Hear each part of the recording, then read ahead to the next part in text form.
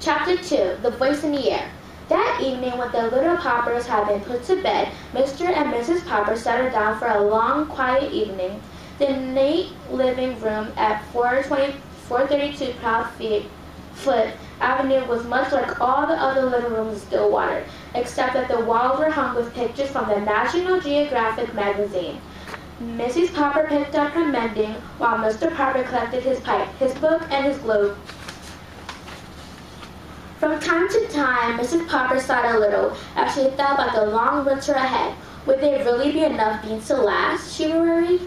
Mr. Popper was not worried. However, as he put on his spectacles, he was quite pleased at the prospect of a whole winter of reading travel books with no work to interrupt him. He set his little globe beside him and began to read. "What are you reading?" asked Mrs. Popper. "I'm reading a book called Antarctic Adventures. It's very interesting. It tells all about the different people who have gone to the South Pole and what they have found there." "Don't you ever get tired of reading about the South Pole?" "No, I don't. Of course, I would much rather go there than read about it, but reading is the next best thing." "I think it must be very boring down there," said Mrs. Popper. "It sounds very dull and cold with all the ice and snow." "Oh, no," answered Mr. Popper.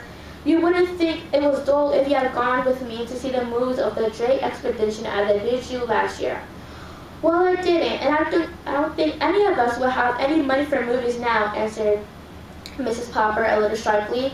She was not at all a disagreeable woman, but she sometimes got rather cross when she was worried about money. "If you had gone, my love," went on Mr. Popper, "you would have seen how beautiful the Antarctic is, but I think the nicest part of all is the penguins. No wonder all the men on the expedition have such a good time playing with them. They are the funniest birds in the world. They don't fly like other birds. They walk erect like little men.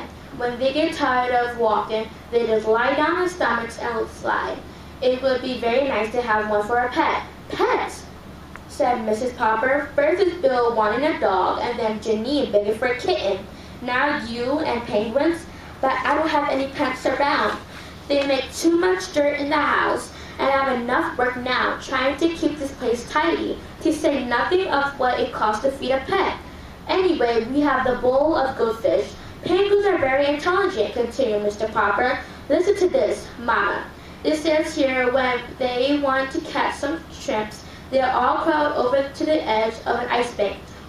Only they just don't jump in because a sea leopard might be waiting to eat the penguin. So they crowd and push until they manage to shove one penguin off to see if it's safe. I mean, if he doesn't get eaten up, the rest of them know it's safe for them to all jump in." "Dear me," said Mrs. Popper in a shocked tone. "They sound to me like pretty heaven birds." "It's a queer thing," said Mr. Popper, "that all the polar bears live at the North Pole and all the penguins at the South Pole. I should think the penguins should like the North Pole too, if they only knew how to get there." At 10 o'clock, Mrs. Popper yawned and laid down her mending. "Well, you can go on reading about those heaven birds, but I'm going to bed. Tomorrow is Thursday, September 30th, and I have to go to the first meeting of the Ladies' Aid and Missionary Society." "September 30th, said Mr. Popper in an excited tone. "You don't mean that today is Wednesday, September 29th?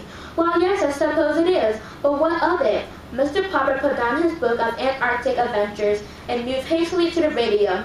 "What of it?" he repeated, pushing the switch. "Why, this is the night that Drake Antarctic Expedition is going to start broadcasting." "That's nothing," said Mrs. Popper. "Just a lot of men at the bottom of the world say, 'Hello, Mama, hello, Papa.'" "Shh!" commanded Mr. Popper, laying his ear close to the radio. There was a buzz, and then suddenly from the South Pole, a faint voice floated out in the Popper living room. "This is Amaro Drake speaking. Hello, Mama. Hello, Papa. Hello, Mr. Popper." "Gracious goodness," exclaimed Mrs. Popper. "Did he say Papa or Popper?" "Hello, Mr. Popper, up there in Stillwater. This is for your nice letter about the pictures of the last expedition. Watch for an answer, not by the letter, Mr. Popper. Watch for a surprise. Signing off, signing off." "You wrote to Amaro Drake?" "Yes, I did," Mr. Popper admitted. "I wrote and told him how funny I thought the penguins were." "Well, I never," said Mrs. Popper, very much impressed. Mr. Popper picked up his little globe and found the Antarctic. "And to think he spoke to me all the way from there, and he even mentioned my name. Mama, what do you suppose he means by surprise?" "I haven't any idea," answered Mrs. Popper, I'm going to bed. I don't want to be late for the Ladies' Aid and Missionary Society's meeting tomorrow.